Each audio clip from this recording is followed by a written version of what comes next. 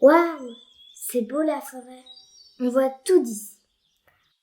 À l'école, on a appris que les forêts sont en train de mourir. C'est vrai ça, papa? Oui, tu as raison. Notre forêt est devenue bien fragile. Tu as sûrement entendu parler des changements climatiques. Eh bien, la forêt aussi, elle en souffre. Quand il y a plus de vent, qu'il fait plus chaud et plus sec, les arbres les moins résistants peuvent être déracinés, se dessécher ou mourir d'attaques d'insectes ou de maladies. Mais comment peut-on faire pour prendre soin de la forêt? Tu vois toutes ces zones dans lesquelles les arbres sont tous les mêmes et ont tous le même âge? Ils ont été plantés il y a longtemps.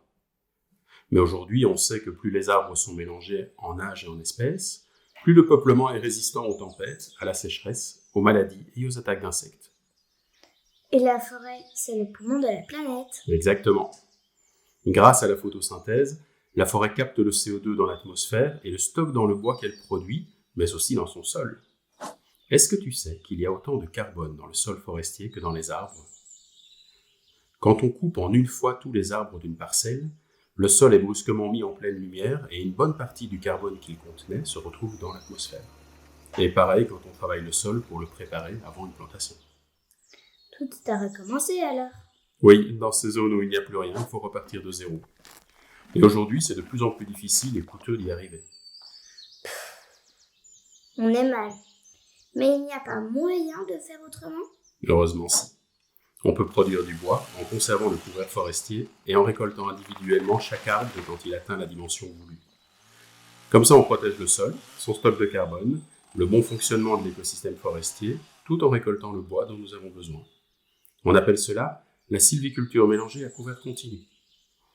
Quand l'arbre est récolté, il libère de l'espace pour le suivant, et la lumière peut alors pénétrer à l'intérieur du bois pour éclairer les jeunes arbres. L'ambiance forestière est maintenue, et toute la biodiversité qu'elle accueille est préservée. Ah oui, tu m'avais expliqué. Les petits arbres poussent en dessous des grands. Mais oui, dans la sylviculture à couvert continu, on évite toute intervention brutale et on entretient une forêt claire et diversifiée. On crée des ouvertures çà et là à la suite de la récolte de bois. Elles se referment progressivement grâce aux jeunes arbres qui se développent naturellement sous l'abri des grands arbres voisins. Le talent du forestier consiste alors à intervenir ponctuellement pour favoriser la qualité des bois et conserver les espèces plus fragiles dans le mélange.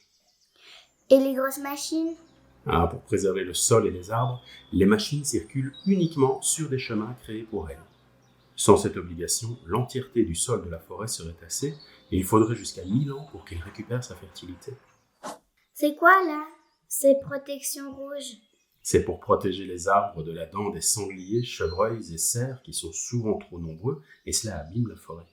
Et là, il y a un cheval qui tire un gros tronc. C'est Xavier et sa jument Lisbeth.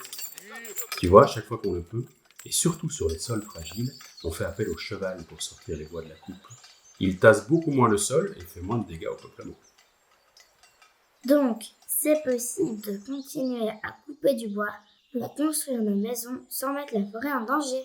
Et oui, quand on gère une forêt en couvert continu, les récoltes de bois sont légères mais régulières.